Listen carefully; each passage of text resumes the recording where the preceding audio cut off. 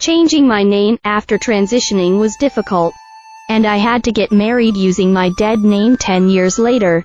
We're getting divorced, so I have to use my dead name again. Seeing my dead name made me realize I'm still mourning the girl I once was.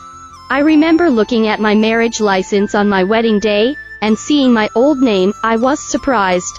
I knew it would be there.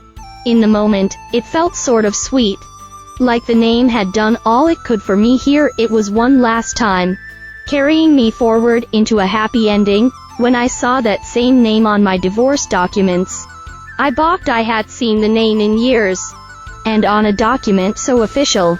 Each letter felt like a small sting. Here I am again, all the way at the beginning, dead name and all.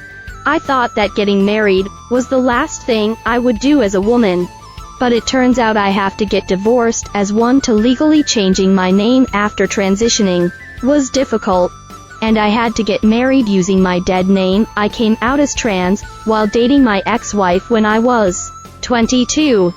She was incredibly supportive. We used to joke that she knew I was a man before I did. I started taking hormones and then got top surgery in 2014. I thought coming out would be the hard part, but what came next was, in some ways, even more difficult. Most trans people don't talk about how much administrative work is involved in transitioning. I knew that legally changing my name and gender on official documents would take time and a lot of effort.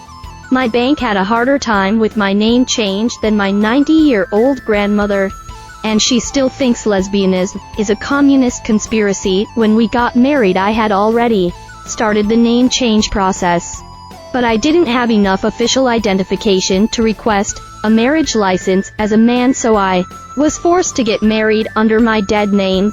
It was weird having a beard and spelling out my girl name to the woman behind the desk at the Los Angeles County Clerk's office, but she didn't seem to mind. I thought my wedding day would be the last time I saw my dead name, but now in seeing it again on my divorce papers, my divorce has been a kind one. My ex and I are still friendly after 10 years together.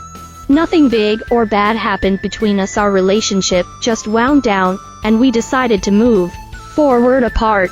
There is sadness there, but also a lot of relief. But when I saw my dead name on the divorce papers, I imagined my younger self, my girl self, hovering over me as I scanned through all the documents, outlining exactly what is mine and what is my ex.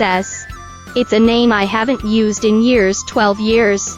In fact, I realize this divorce will be the last thing I do under this name. One last round of paperwork, and she's gone for good. I was surprised to feel a pang of grief. I will never be the same person I was.